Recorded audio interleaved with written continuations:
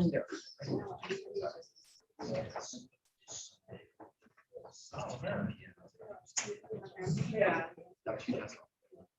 Yeah.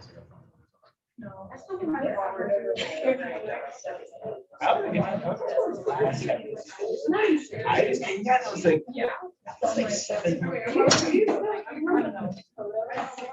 Oh yeah. Right. The one where you're telling people to. It was a same.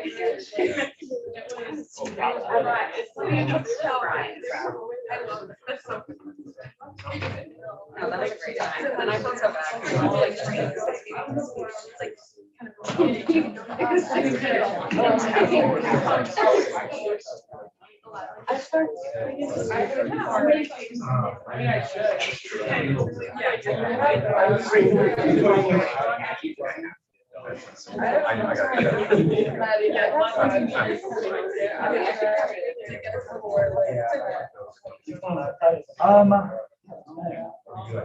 Definitely take any questions I can after that training. As far as details of that training,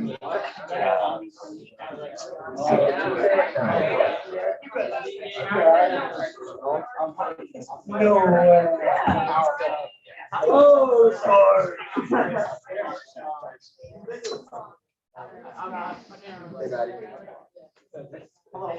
Are you driving? Yes, I am. So sorry about that. Don't worry. I was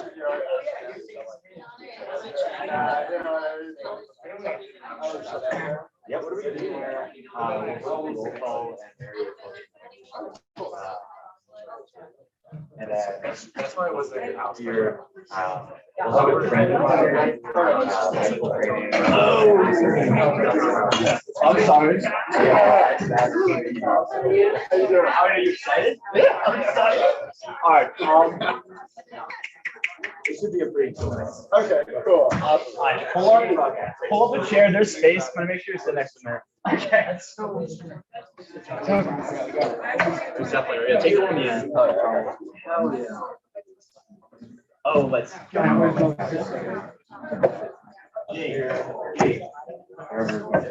One minute.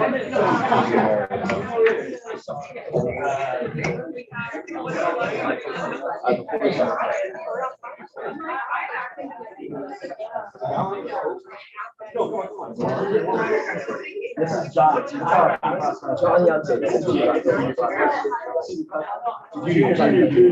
John Timmy, I'll have you meet up. Freshman class. Oh, what's up? What's up? How you doing? This is Johnny. I'll meet you next later after.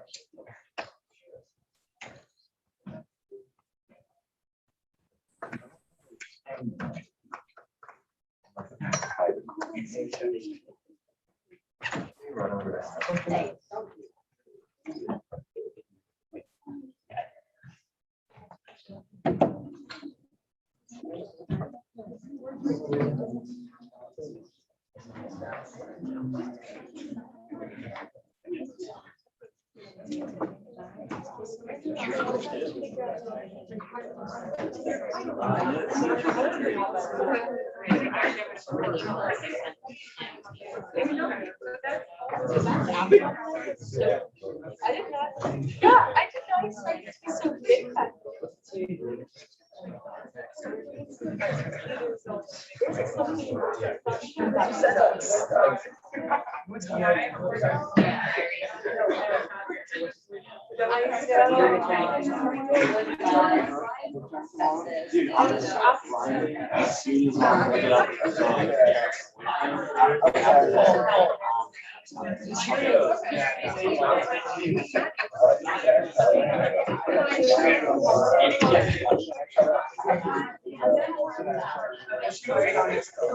I think that if you go through and get 100%, what I did for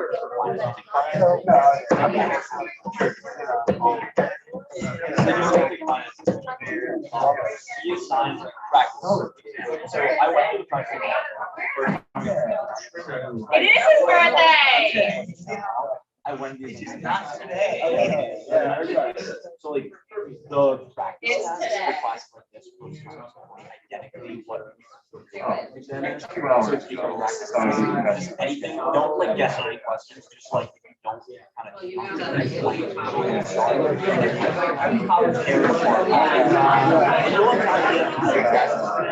I know, because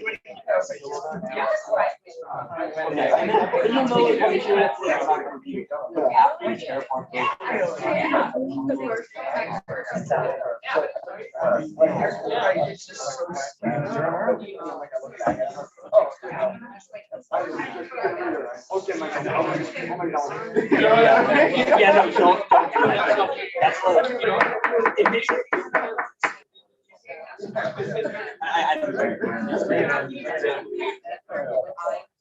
All right.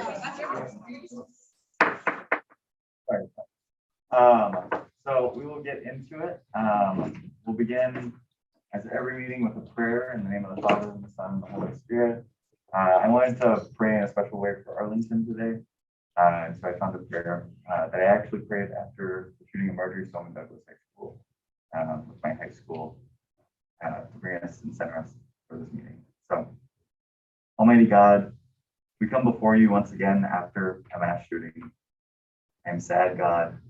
So I ask you to receive into your loving care those who were wounded or hurt in any way, to console the family members and friends, to strengthen the hands of the rescue workers, medical professionals, and caregivers.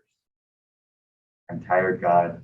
I'm tired of the unwillingness to see this as an important issue. I'm tired of those in power who work to prevent any real change. I'm tired of those who say that gun violence can't be reduced. I'm angry, God. I'm angry at the seeming powerlessness of our community to prevent this. I'm angry at the selfish financial interests to block change. I'm angry at these shootings happen at all. I'm sad over the loss of life, tired of excuses for the loss of life, and angry that we are paralyzed by the loss of life. So turn our sadness into compassion, turn our tiredness into advocacy, turn our paralysis into the freedom to act. Help us to be compassionate, to advocate, and to act as your Son did. Amen.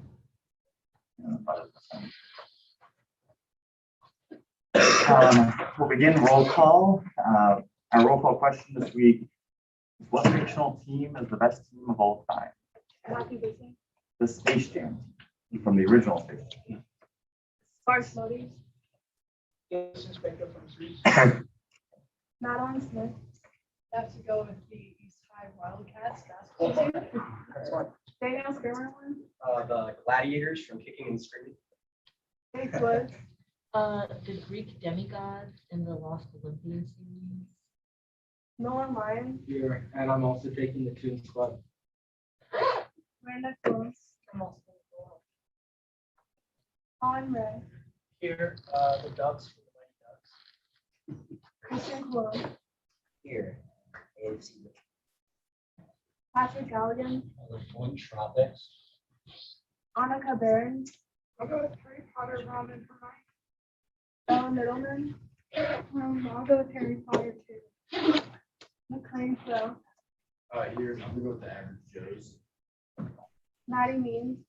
That was mine, so. Emma Eckstein. Here, I'll say whatever the team is a lot. Isabel Karen. The Greendale Community College Human Beings. Cooper Scholl. The Bad News Bears. Benjamin Earhart. Present. Initially, I was gonna say the men's Olympic team here at Ball Ice. That sounds fictional, so I'll go with the Mighty Ducks. Abraham Figueroa. Madeline Kusaguchi. I'm here. I'll say Phineas and Ferb. Mary Griffin. The Wonder Pets. Ellen McConnell. Christian Yoder. Here, I'd say simply the Avengers. Ryan Kearns. Here, Bad News Bears. Liz Blazer. Here on Zoom, I'm gonna say the Toon Squad from Space Jam. Lindsay Martin. Here, I'm gonna go with the Griffin Brothers. Veronica Slevin. They're the Average Joes.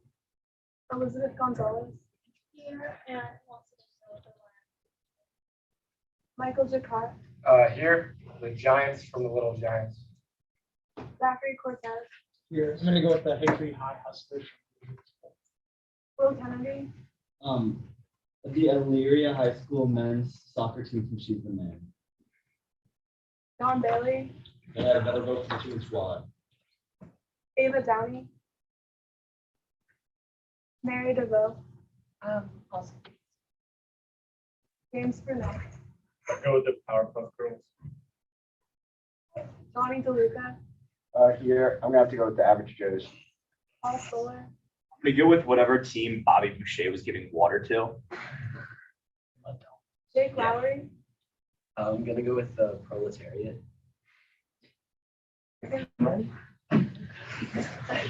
Timothy Gallagher, I'm gonna go with Greendale Human Beings. Maddie Tupi, Here, Ed, and Eddie. Thomas Davis, Here, the Ear Buddies, there. Alan Jomo, Madison Newman,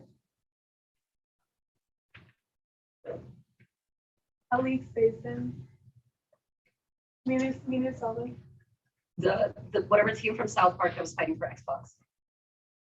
Kate McLaughlin, Ryan Warren, I'm here. I want to say Harry Potter, like the more British, but I'm gonna go with Bishop. Maisie Webb, David Holmes, You're gonna second AFC Richmond. Daniel Lau, Mo Doyle,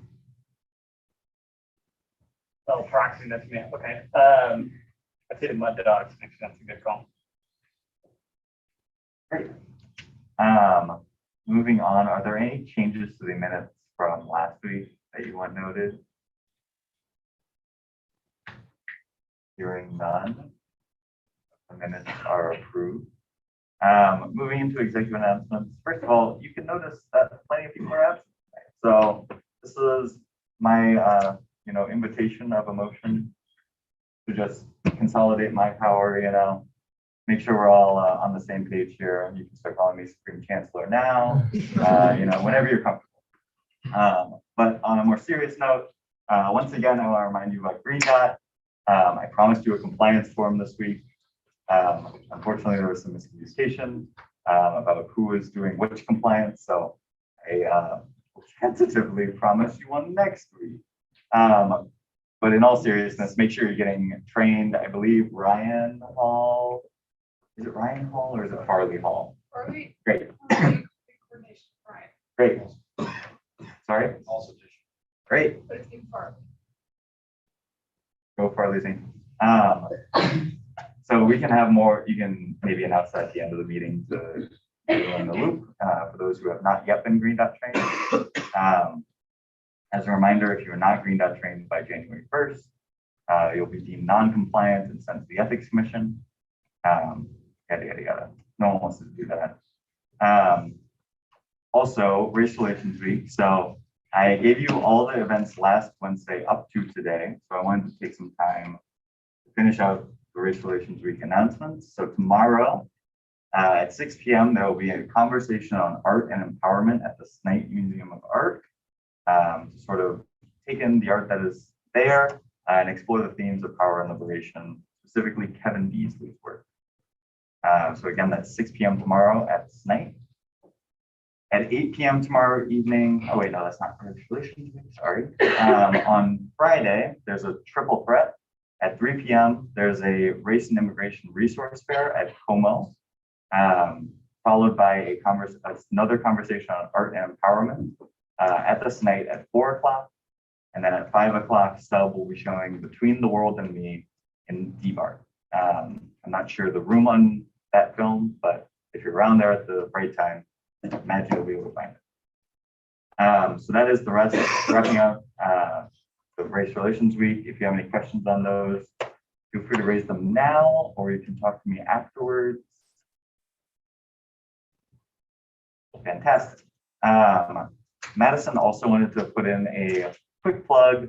If you're thinking about a resolution, you want to write something on something relating to student life on campus, if you want to write an amendment to the Constitution, something like this, feel free to approach either Madison or me. Madison wasn't feeling well today, so I apologize. But we're always open to advise you on writing your resolution, on going about talking to administrators. I know Danny and I have talked a little bit. Mary and I have talked a little bit. Isabel and Maddie and I have talked on various subjects, just whatever you're passionate about. We're happy to advise you in writing or contacting anyone. Also, if you have,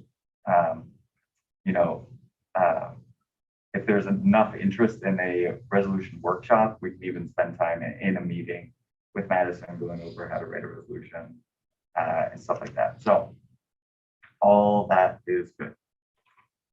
Adding in another executive announcement that our lovely senior class president had a birthday on Monday. This is all new. So happy birthday, Tim.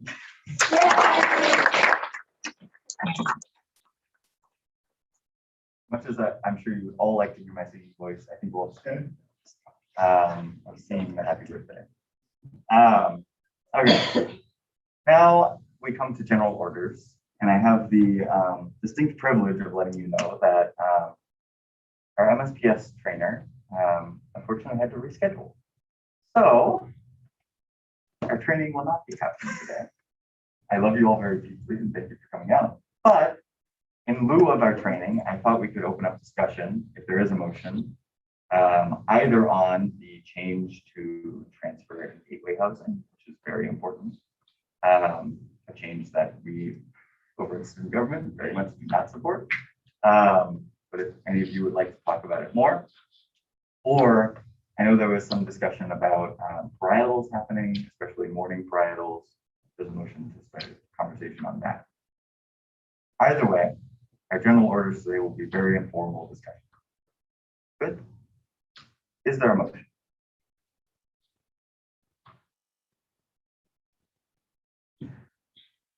Yes, Pat. Motion to move into discussion on the transfer housing.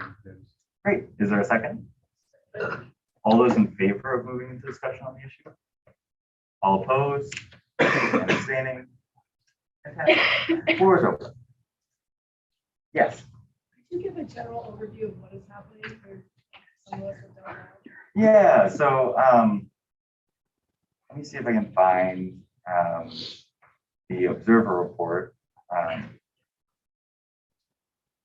But essentially, Residential Life announced that gateway students and transfer students will no longer be guaranteed housing on campus. And in fact, that all of them have to move off campus beginning next year. So I'm trying to quickly post a link into the agenda. So there's just a thing on the agenda now that says discussion with a link.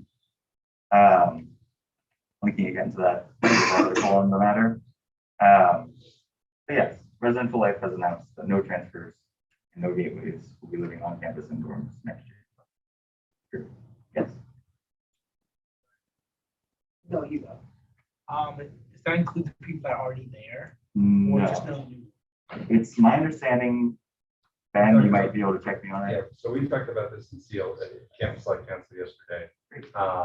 Basically, the reason why the gateways and transfers historically have always been told, there's always a risk that you are not guaranteed housing on campus for your sophomore year. So you have to wait across your freshman year, and then you come across your sophomore year. So there's never, so this was what we discussed at CLC, and we had a student affairs admin representative who used to work in Residential Life directly with housing logistics. So she was able to shed some light from their perspective, or at least from her perspective. She doesn't work with Residential Life directly anymore. So basically, it's not a new policy. It's not a guarantee. It's not a hard and fast. We guarantee you housing, but nope, now we're not guaranteeing. It's just simply due to high yield rates, due to an increase in the first year class, and the expectation that next year's first year class is also going to be very large. They cannot guarantee that the 70 to 100 or so gateway students are going to have space in residence halls. And they pretty much said, they said it's not like it's a guarantee that there's no housing, but it's very likely. So we had a long discussion about that, and there was some frustration over, really from the student end, because to us, it seemed like there's a clear issue here of gateway students, and transfers in particular, who don't have a cohort like the gateway students may have, really need that residential life community, especially, as sophomores coming in, to have that opportunity to live in community with residence halls. So that was something that we discussed, and that's what makes this a big issue. I mean, for the sophomores in the room, think about going to a different school and transferring, and then having to live on your own off campus. It's just very different from what gateway students and transfers may expect when they transfer to Notre Dame, the residential life experience they're looking for. One other thing we talked about was, it was interesting how the issue here is that they're not denying, there just isn't space for gateway students, but at the same time, there are plenty of upperclassmen and juniors who would prefer to live off campus and not participate in the dorm communities as much.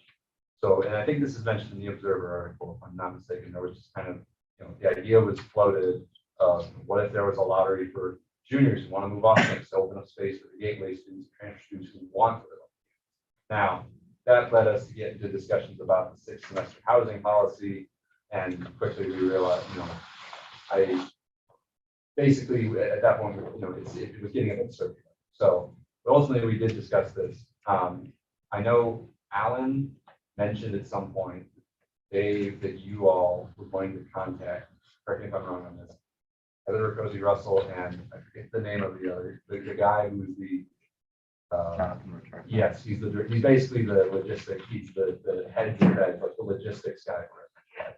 So like just like space and the capacity. Alan mentioned that you guys were planning to or had already. It was unclear. Like I asked him to clarify, and it's still a bit confused whether you were going to meet with them to discuss it. So, but anyway, to be clear, the takeaway isn't Notre Dame did not flatly withdraw a promise.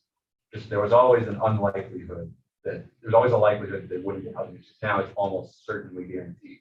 But one other thing we did talk about was if this is an issue of yield rates, then it seems like more of an admissions problem as opposed to a residential life problem. Residential life seems to be reacting to an issue that has been brought on by how Notre Dame admits first-year students. So there's both a short-term and a long-term element to this. So we look at how we admit students and look at, how can we maybe adjust so that way this yield rate doesn't change, because at the same time, more seniors are living on campus just because of incentives that have been put in over the past few years. So it'd be interesting to see, is space going to come back? Is it going to level out, or is there always going to be some strain on the gateway program? So we covered a lot of different things. I just spoke for a long time, but that's basically what we covered yesterday. Paul, Maddie, and then Zach. To sort of add to what Ben was saying, considering this is a yield issue, and we should absolutely be discussing like short-term ways to address this issue so that like aside from next year, and hopefully not like next year, but it's looking like next year's gateway students are going to be in this situation, but hopefully the year after, like there's some short-term solution that can be put in place.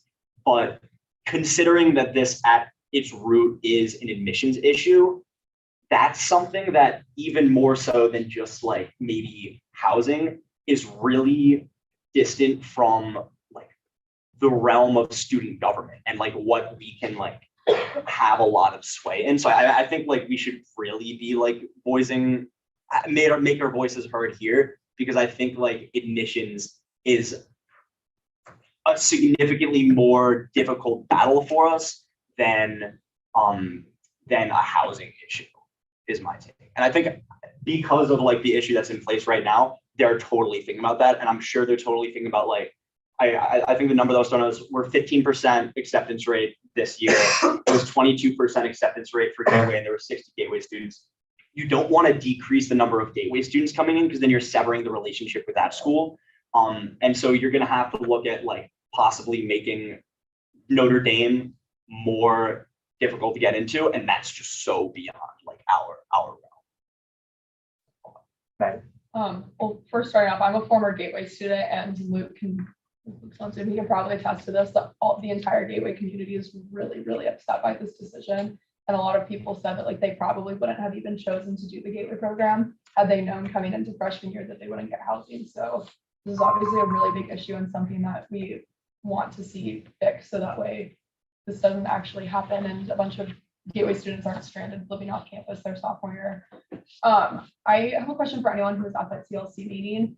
Did they mention why they made this decision so early on? Because I know a ton of transfers from my year who got housing like 2-3 days before school started. Like, why do they, like, what are they gonna do when spots open up super close to school starting, I guess is my question. So I was not at the CLC meeting, but more in direct contact with housing about this. The getting off-campus housing, short-term notice, can be difficult. So it's a supply issue where, I mean, it's tough, but they're doing their best to, here's the lay of land. You know, if it's looking low probability that they're going to have housing, you should notify them as early on as possible, given the fact that in the fall, right before fall break, is when a lot of leases are signed. A lot of leasing agencies are really looking out to sign leases. So it's a give and take, it's a big trade-off, and it's tough. But I mean, the policy, unfortunately, the policy did not change. It's that the circumstances, the COVID high yield rate, those are the circumstances that have led to the situation that we're facing. And really, it's not a matter of admissions, it's a matter of enrollment. And when supply exceeds demand, you have to make decisions. So it's, I mean, they're doing the best they can, and the best possible outcome is getting these students off-campus housing or some sort of secure housing as soon as possible. And then the great opportunity that on-campus housing does open up, maybe they can find their way out of their lease, maybe they can get on campus, but it's better to have some housing rather than no housing at all. So coming from the off-campus perspective, it's about, from our end, it's about engaging more transfer students, which is important. And I think from a hall perspective, I mean, something was mentioned about having some sort of interconnection with maybe where they might be pulled into and having some sort of getting students involved in all mass, and those types of things. So, but yeah, it's supply. It's not admissions. It's not a change in policy. It's just it's COVID. Oh, I have something with another issue, so we can keep discussing this. Okay. Great. Yes, Will. I have a question for whoever may know the answer. Since these gateway students aren't going to have housing their sophomore year, are they still required to live on for 3 years, or are gateways ever required to do that? No, they will be getting, because they are being asked to live off campus, they will be getting the 6 credit, even though they're living on Yes. I had 2 questions. I guess the first one was like, how long is the junior summer campus? or the class. Okay, and then the second question, is the policy that like prohibits seniors from participating in dorm events? Okay, so Bomber Hall probably has the biggest population of gateway students on campus just because we were a new dorm and they kind of put all of them in Bomber. So I've gotten like tons of people coming to me and saying like how much they hate this policy. And the one thing that I am really shocked about is that a couple of weeks ago, sophomores and juniors got an email saying like if we commit to staying on campus, we get a $2,000 stipend.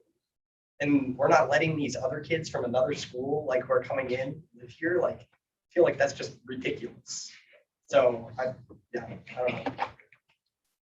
Yeah, I would second that. I feel like if the issue is a supply issue, there are enough juniors or seniors who would prefer to live off campus, especially people who may not be going abroad, who would have a lease for the entire academic year. And so then why would we force younger students or transfer students to not be a part of the dorm community when juniors and seniors have had that for 1, 2, 3 years?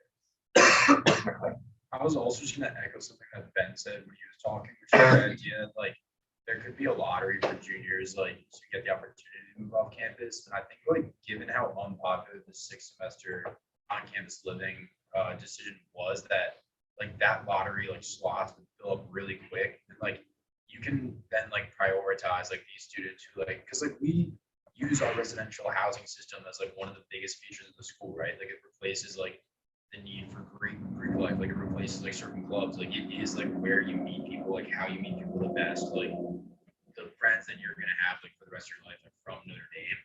So I feel like if people like really desire to live off campus, like especially upperclassmen who've had that experience and are deciding they don't want it anymore, like the desires of those students like should be prioritized over students who like have never gotten the like opportunity to like experience what's like a lot of people's favorite parts of like being on campus.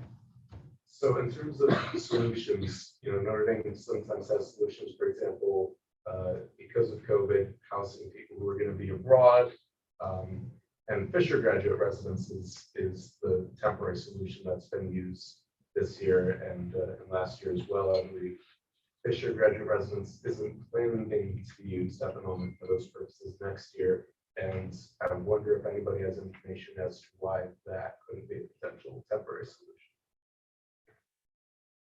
We did talk about Fisher graduate residences, although I don't remember if a definitive answer was given. I think whether or not that can be utilized.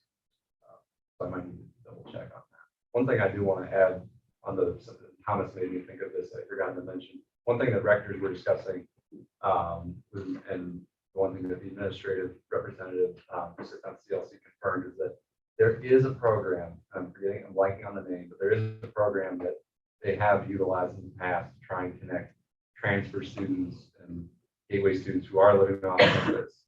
Because remember, the policy always has been that your housing is never guaranteed at the gateway. They have had a program where they try to connect gateway students with a dorm community. And the rectors who also were unaware of this change or were unaware of the news of this likelihood of no gateways getting housing on campus, the rectors voiced a lot of support for trying to promote that program and really buy into it to try and help students living off campus next year who might be forced into that position, interactive dorms. That's just something that a possible solution, not the ideal solution, but it's a possible solution, trying to help them integrate it. So that's just one of them. Solution wise, another thing, like I can only speak for JPM on this, but we have only doubles, quads, and singles, but a lot of our rooms like could be a triple or could be like more people, and like people want that. Like my friends and I, we wanted a triple. There aren't any, so we got like a double and a single. But like I think that there are opportunities within dorms where people would be willing and like happy to put more people into a room in order to accommodate for more people. And I don't think it would be like a space issue because I've seen the rooms in like Lions, so I don't think it's really a hazard or anything to have more people in the room than there should be. So that's just another possible avenue that I think would be valuable to look into. Yes. I was also curious, is there like the same requirement for incoming transfers as it is for freshmen, where like you have to have a roommate? Because I know like even though it's not like the nicest place to live, like Bishop probably has like 16 open singles right now, and like I don't know how many more students they're planning on admitting, but those were open like last year too, and have been for years before, according to some transfers I've talked to. So there are like rooms. I just don't know what the requirements are. Just one stat to provide some context here. It was mentioned that women's halls definitely are tighter on capacity right now than men's. That's one other thing that goes mentioned. You mentioned that. Yes, what? Someone said something earlier, and this is more of a comment question or something, but because of like the quarantining, you all like understand how Notre Dame has like a lot of housing that they own, like all of Eddy Street, and especially I forget what it's called. If anybody can help me. Those like apartment style buildings that are like half a mile walk from campus that like some people had to quarantine in there. Landings, the landings. I don't know what they plan on using those for, but they're like, I think they're like all empty right now besides like 50 people in quarantine. But yeah. In terms of short-term solutions, one of the things mentioned in one of the Observer articles was a hall connections program. So like connecting the gateway transfers that will be off campus with hall communities. So at least Mabry and I with like whole president's council, we've been speaking with some of the presidents. We're trying to figure out like, okay, how can we develop this program? Like, what can we do to make them feel like maybe they have a place on campus? Mass is a great idea. I mean, it has to start with swipe access into the dorm. Program that's easy. Getting them on listservs, like that. There's only so much we can do. I mean, I've expressed in many meetings this week my distaste with the 6th semester housing policy. So it's kind of like getting a dead horse at this point until something changes.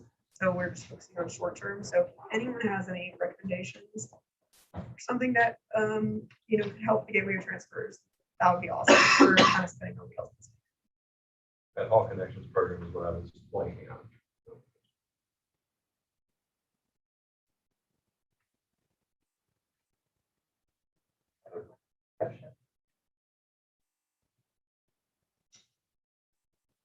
If not, I think there's fruitful.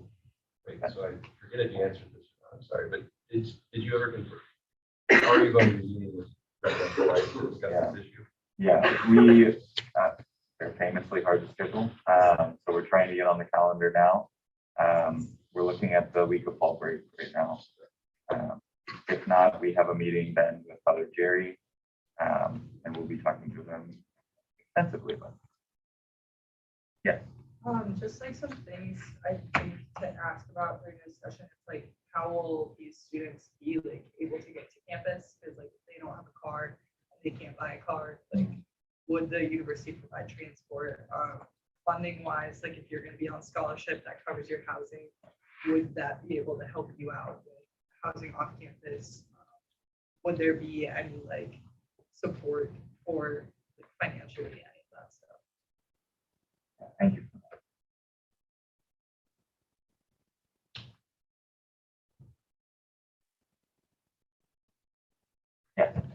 I think also another issue that's like upcoming, this is completely separate from the gateway issue. Is I think there's definitely like less of an appetite to be an RA like in the next year or two. Like within my dorm Siegfried, like our applicants of RAs before I got here went from like 16 to 7. Then this upcoming year, it doesn't like we'll have 6. And like there's some dorms that already only have like 2 or 3 returning like members of their community who want to be like RAs or like applied. So like, is there like a good solution for that issue? Because I think a lot of people feel like they lost a year from COVID, so they'd rather live off campus than like live into like the dorm community. And also, when you have less applicants, you're going to get like less capable RAs because you just have less options there. Yeah. Before we move to a whole staffing discussion or something more of that issue, is there anything else on to Something that I think would be a short-term help that I think is practical depending on how much speakers spend is comping an on-campus plan. So much of like getting to know people is in the dining hall. I know just living off campus how rarely I see people in the dining hall now. And that really is where you meet your friends, where you have meals, where you have discussions. I think that provides the opportunity to go to mass, to do stuff with different halls, and go get a meal. I think it's a very small cost. If they're gonna, put such a hard stance on it. Yeah. Thank you. My last comment is like maybe if the university were to be able to determine what hall the gateway individual were to be in their junior year and senior year, then maybe that would still allow them to foster community, interact and reach out to like the people in that community and just sort of make that I'd like that they'll still be able to sort of foster those relationships like sophomore year, obviously not ideally in the dorm, but still like have like, can invite people over, can go over to the dorm and be at like dorm functions. So any last points or continuing points on gateway transfer? Yes, Carol. Okay, so this was a question I asked in CLC. Basically, the question was, why can't they just get rid of the 6th semester rule? And basically what I was told by one of the directors was, oh, well, they worked too hard to get the policy passed. And so they don't want to change it. But I feel like that's just a dumb reason, honestly. Like, I don't think that's legit. So do you have any insight into, like, I just want to assume the reasoning. Like, of it being in place? And if you don't, could you ask? Yeah.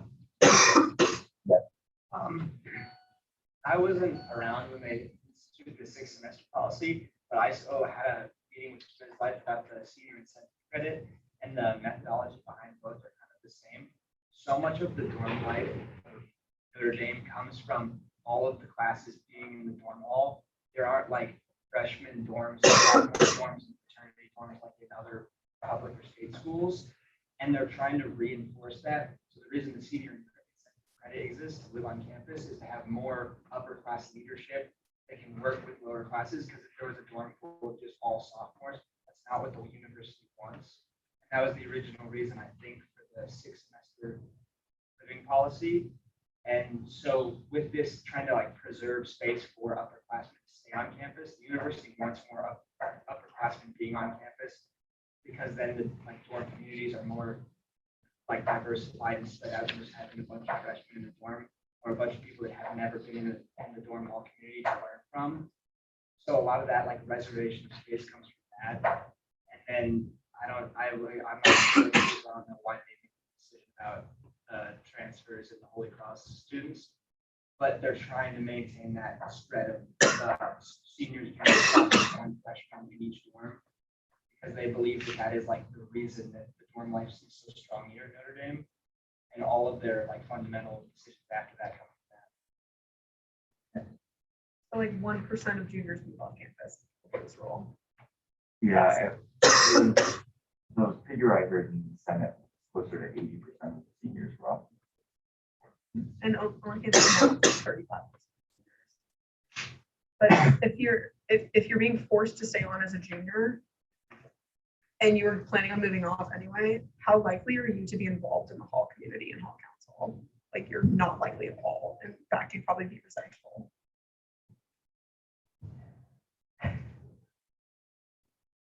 Like Twilight Zone, we're back in 2018 Senate.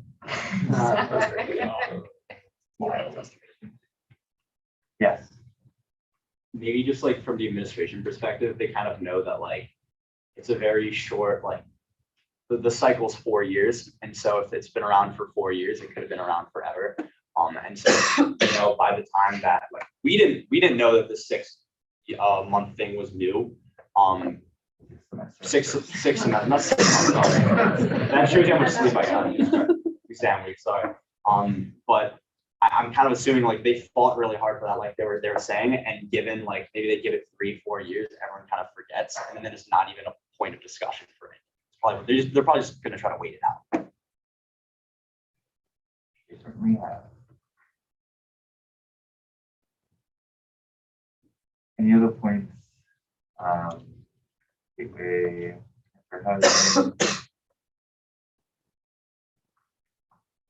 all staffing.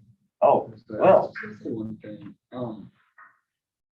Specifically talking about transfer students, does the university have any plan on like a way to connect them with each other? Like, I doubt all of these like mostly sophomores, would want to come into a school and just like live by themselves at like campus view or something. I just can't imagine coming here as a sophomore and not knowing a single person and having no way to meet anybody. Dan? I think we should just have the administration watch Rudy again. So shall it be. Probably figured it out. Ordered by the student senate.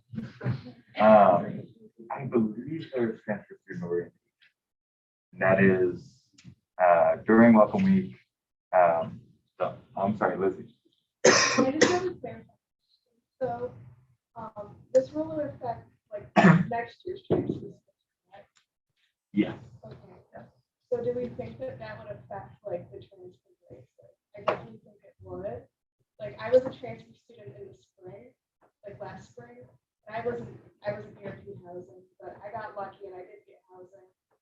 But like if I was going to like transfer again, I don't know if I would be like comfortable like living off campus as a sophomore without knowing anything. Like, it's very unfortunate, like the Gateway community, like is being denied housing, but at least they know each other and they could probably like live together off campus and have that like security. security, but like, I just did not feel comfortable to be by myself without knowing anybody off campus my sophomore year.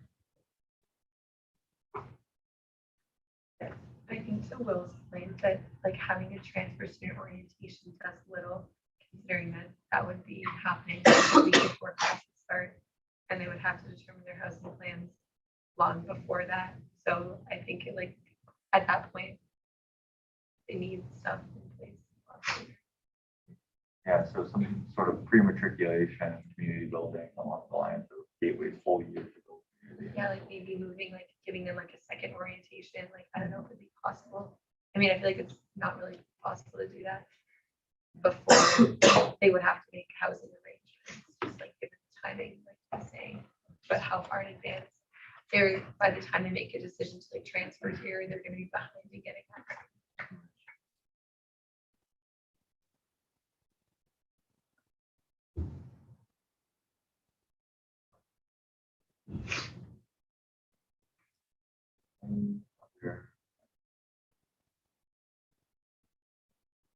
Yeah. Yeah, I feel like most of those housing arrangements would happen on social media, like Facebook groups and everything. So maybe what Notre Dame can do is just make that a little bit more structured, just have specific groups for transfer students.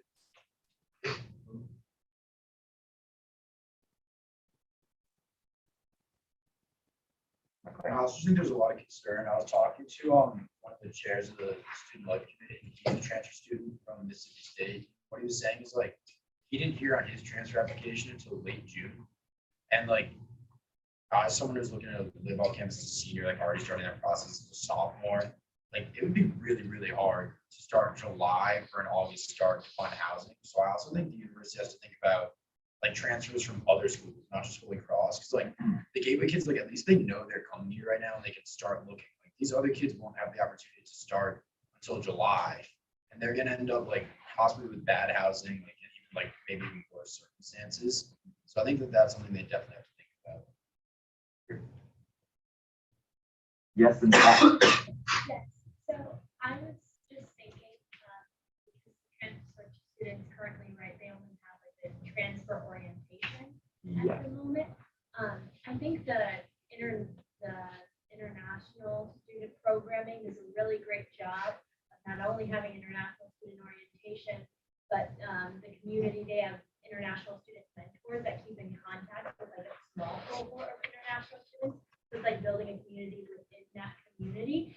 And I think if we were to like push residential line for the administration to like try to foster the same kind of community within the transfer students, I think there's the method of the international programming uses is applicable as well.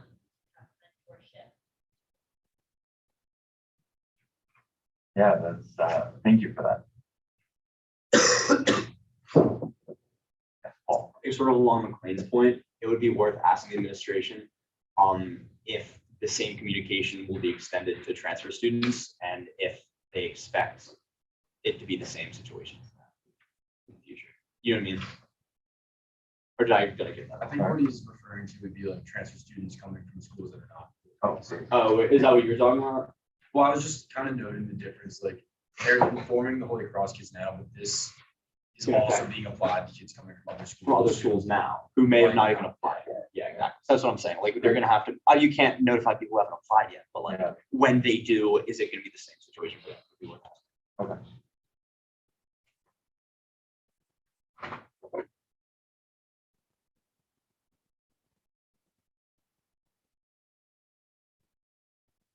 Guys may need to wait. Any other questions?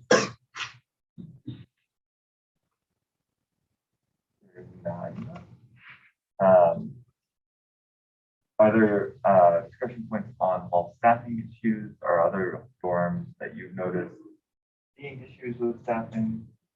Yeah, knowing Dylan, our rector has already expressed to a lot of juniors that we're most likely gonna have to try and find students from other dorms to move into Dylan Hall to be our rectors or RAs for next year, because there's just none of our juniors want to be RAs. Right. Yeah, I don't know about our juniors this year, but I know we actually had more people apply to be RAs but I think it's time maybe a dorm by dorm because the numbers in PW have gone up. I don't know about this. Yeah, that's helpful to know. Yes, Paul. To that note, I can only talk on Carol, but I can tell you it's going to be a major issue considering our class, Carol back there. Our the sophomore specifically, we didn't know what an RA was outside of someone who enforced here like policies and you can't be new. And so we had that vision of an RA, which was sort of like super. It was like a little police, especially we're in a small dorm. It's very easy to do police pretty hard. And so we, even though the RAs are so much more lax this year, obviously we still have that in our head. And I know we're gonna have an issue next year for the juniors, major issue for our class. Hopefully that sort of diminishes for like the freshman class, but I mean, I'm just talking about Carol. Yeah, so I mean, like just for a show of hands, like what dorm do you think will have that issue like in next year? It looks like mainly male dorms. Oh, wow. Yeah. Oh, you're actually raising your hand, but you recognize. I was just gonna say, Bomber has to get people from other dorms because we still don't have a senior class for the next 2 years. So yeah, I don't know. I mean, they could think about letting juniors apply. I don't know how that would work. I feel like that'd be too much of a change that actually make tangibly happen. So like one of my friends has an older brother who was an RA as a junior when he went here. So it's not like it's something Notre Dame hasn't done before. It's been a newer thing, I think, since like 2016, that time range. So having junior RAs is something that almost all other colleges do. So it wouldn't be so out of pocket for Notre Dame to do that. Very nice. I'm gonna go to Facebook. Sorry. Blue hat, what's your name? I'm sorry. Danny. Danny, okay, going based off Danny's point. I don't know who you talk to or how quickly it could be implemented, but I do think visiting the idea of letting juniors apply to be RAs is definitely a viable option because pretty much every other college in America, there are colleges that let sophomores be RAs. And so just speaking for like BP, last year apparently it was like super competitive. This year we had to get 3 people from other dorms. And judging by our current junior class and my fellow sophomores, I don't really know if we're gonna have any RAs from BP. So I really feel like that's something that we should look towards because I know there are people who plan on living on campus their senior year, but would definitely be down to like be an RA their junior year. So like Fictional specifically, we don't necessarily have a problem with that. Usually there's kids that actually go to other dorms to be RAs, but we have a new rector, so I'm not sure how that's gonna look this year. But one thing I was thinking is if the school's willing to offer like $2,000 to kids who promise to live on campus, like just literally live here, like you could probably look into offering kids money who will commit when they're sophomores or juniors to like being RAs. Like I feel like that would be even like a better use of that money because then you have kids that are leaders in the building and committing to live on campus. Which is a pretty big deal. Emma? I mean, how could they cause I could say like right now, like I want to be an RA senior year and I could commit to that and have them be like, sure, we'll pay you to do that. Like to say that you will. But when it comes time to like actually being an RA, it's like a pretty intensive process and there's like interviews and a lot of stuff to go through. So you're not like guaranteed to get a spot because you might say that you want to do that and then have them say you're not a good fit for this position. So I think it would be harder to kind of enforce than just saying like we want seniors to live on campus. So kind of building off that, instead of like having them commit, like they could just raise incentives. Because if you raise incentives, you're going to get more applicants, like just in general. Because definitely like with the our RA quality has declined just in the year. Like, I mean, they're not like bad RAs, but they're just not as good as they were last year. When you go from 16 to 7 applicants, like you're not getting like the top brass. And I think the senior or the RA incentives as they stand are meal plan and then free St. Michael's I laundry. think you might get a little bit, like a little bit of a stipend. I think that's RA. They used to be free laundry generally, but now everyone has free laundry. Yes, well. I just want to say, Soren doesn't, like, we're like fine with RAs, like we had 5 people apply last year. I guess if one was really bad, there would have been an issue, but I just want to say, like, I'm sure there's been like issues with drones finding RAs before, and these rectors probably have systems set in place to like look for other guys in their own dorm and in other dorms that like could sub in if they didn't have enough spots. So I do think that the junior idea could be really beneficial, but I also know that these rectors like have dealt with this probably for like at least mine for like 30 years, and so I'm sure he like knows what he can do if he was short. I definitely think it's also an issue just with like dorm culture. I think what happened was with COVID last year, dorm culture was diminished. Less people were attached to their dorms, so less people wanted to be in RA. I would say like I'm from Farley and we have really good dorm culture. So a lot of people have like, they want to be RAs. So maybe this is a discussion maybe to have with Hall Council representatives, how to increase spirit within dorms that people would probably want to be RAs. Yeah, kind of building on that, like maybe there might have been shortage in the past. I think this is a unique situation where I know like at least 6 seniors within 6th grade who chose not to apply to be RAs just because of the whole COVID issue where they didn't want to lose an extra year. I know a lot more than 6 like just juniors who have eliminated the idea of that. Where maybe in the past they did have issues, but like the last year has really negatively affected like a lot of people's thoughts on like living on campus and also just being RA. And like if you are focused on building a dorm culture like with the 6th semester rule, like most important thing is having enough RAs and having quality RAs, because those are the people who are going to push that culture. Yeah. Yeah, going off of that, so Madden has a new rector, and our rector before, our rector, her name is Sister Sue, and she's like very much beloved, and so they always had a lot of RA applicants, and we saw that diminish. Not like to the amount that some other dorms have seen it, but I'm assuming the trend is going to continue, and that's why I would support the junior idea, because I think people, at least ones I've spoken to specifically, some juniors, some sophomores have said they don't want to apply because they're not as big of a fan of our rector. And so I think like opening up to juniors is gonna like, it just makes sense. And then also I don't think breaking like tradition rules, I don't think being a senior RA is such a big Yeah, I like this junior RA idea. But is there like an actual trend that we know is true that there's less RA applicants? Because I'm a senior in O'Neill, but like the year before I applied, I know they had to pull in 2 guys from one from Keogh actually, which obviously was a big funny joke. And then the next year they had like 15 applicants for 7 spots, and then they had 10, and then they had 7 last year.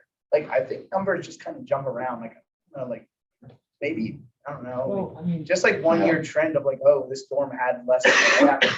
Doesn't mean there's a massive downhill trend happening. Yeah, maybe the action item here. Yeah, I mean, like the junior RA idea is a good idea. I think like you brought up, like I know a lot of schools that do have sophomore RAs. But yeah, I just want to like, yeah, is there a trend that? Yeah, thank you for zooming us out. Just kind of, yeah, like I've heard.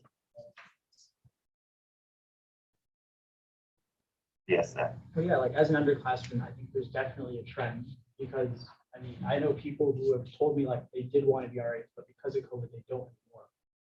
And like definitely that's going to be an issue in the year above me in the year, like my year. I mean, people just don't want to be RAs. And maybe that was an issue for like your year, but it's definitely an upcoming issue.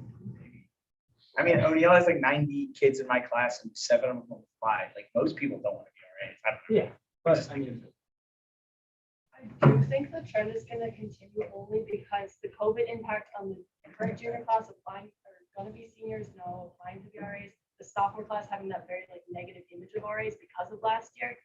And I think that could then feed feed into the freshman image of RAs and like continue on. So I think if two classes already have such like a negative image of being an RA, that it's gonna like feed into the culture. Realistically, kids in our grade are gonna have 2 years of having normal RAs. So come the end of junior year when that application does happen, I don't think it'll be that big of a deal of what happened years prior.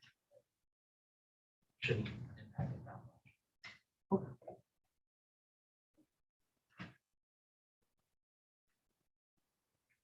Yes, sir. I think also a lot of sophomores feel like they have to commit to senior housing right now.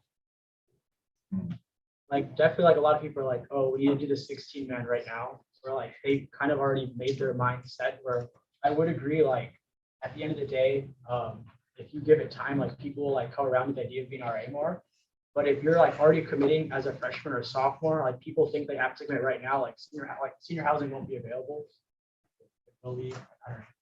That's another thing where people might just be more educated on that instance, just because like you don't have to commit right as a sophomore.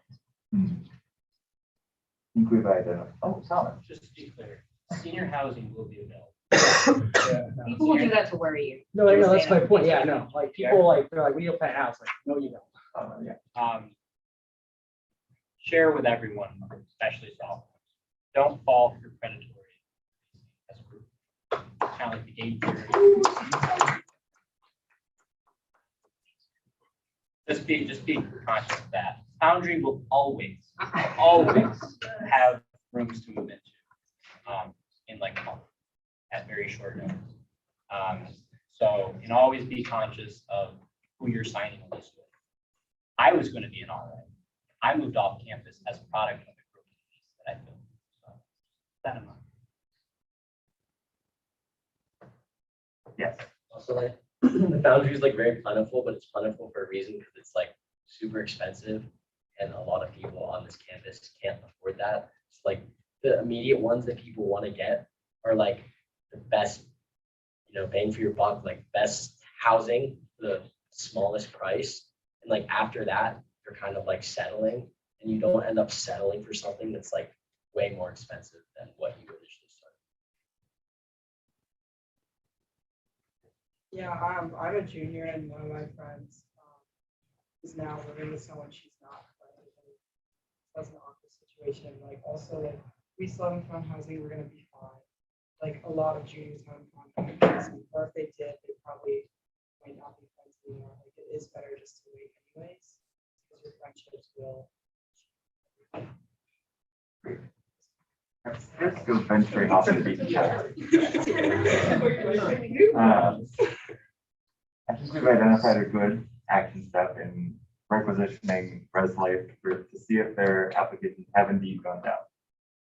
What we know in some instances they have, and what trends that they're seeing. On general housing stuff, thank you, off-campus council, for warning against predatory leasing. I'm sure we can continue to roll out some education there. Is there a motion? I don't want to end discussion, but if we're venturing off into new housing discussions, I want to make sure to be respectful of your time.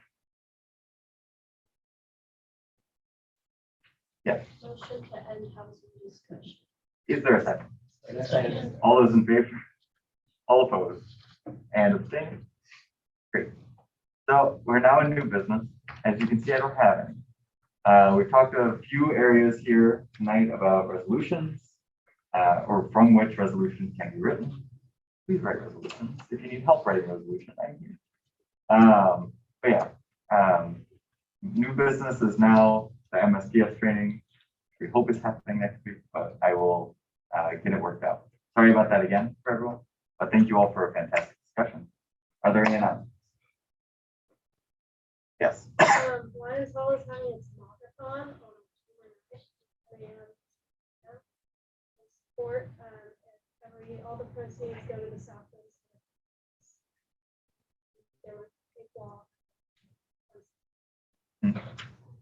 Where is it? It should be out back of Lions. Great, thank you. Right. P-Dub's Closet is happening, I think October 29th, but if there's not already donation boxes in your hall, there should be by tonight. You can donate items for raffle tickets or just donate them for fun, or you can exchange items and the sale is going to be in the fund here. But if there's cardboard boxes, you can throw any clothing items, coats, just like no underwear, plastic donations. Other enough. Yeah, no Acoustic Cafe this week. I know you're all heartbroken, but In the Heights is playing Friday and Saturday in Montgomery Auditorium downstairs at 5:15, 7:30. And then we also have Between the World and Me on Friday at 6. And we just sent the save the date out for the fall concert on Fantastic. Yes, Steve. This Saturday in South Dining Hall, the West Wing, the junior class will be holding the junior class council will be holding the junior class all formal. The first, big old dance since pre-COVID era. So please buy your tickets if they are shortly selling out. Yeah. Okay, 2 quick ones. Farley Fall Fest is happening this Friday at the Fieldhouse Mall, 3 to 5. And then we also have Green Dot training at Farley's basement this Sunday, 1:30 to 5:30. Fantastic. Other announcements? Is there a motion? Second? All in favor? All opposed? Abstained? Have a good night. Yeah. I know, to be honest. Hey. I know, I have like a micro. All right, I'm gonna introduce you to students.